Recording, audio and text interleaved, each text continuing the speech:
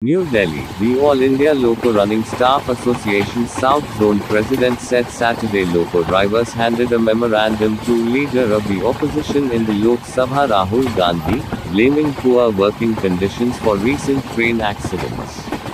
R. Kumaresan, who played a crucial role in organizing the interaction between the former Congress president and the loco pilots at the New Delhi railway station on Friday, told PTI that they wanted to bring to Gandhi's attention serious safety issues faced by drivers and passengers in the railways. Recent accidents, including collisions in Indian railways, apart from other issues, have brought forth the urgent necessity to resolve the working conditions of loco pilots since it is said that there is human failure, the association said in the memorandum. Highlighting the plight of train drivers, the note said loco pilots, especially those who drive goods trains, work 14 to 16 hours a day and get to go home after 3 or 4 days. It said these drivers work for more than 4 consecutive nights and instead of getting weekly rest, they are given rest once in 10 days.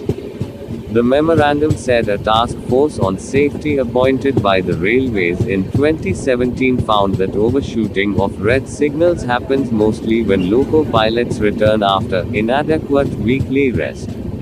Since they drivers are denied leave to attend to their domestic work, they perform domestic work during rest periods and therefore, rest is insufficient for them, it added.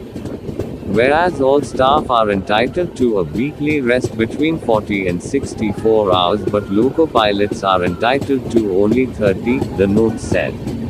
According to Kumaresan, the railways uses the term periodic rest instead of weekly rest in its rules, under which loco pilots are entitled to 16 hours of rest at the headquarters. The 16-hour headquarters rest is to get relieved from the duty strain. Complete real rest can be 30 consecutive hours after the expiry of 16 hours of headquarters rest, the memorandum said.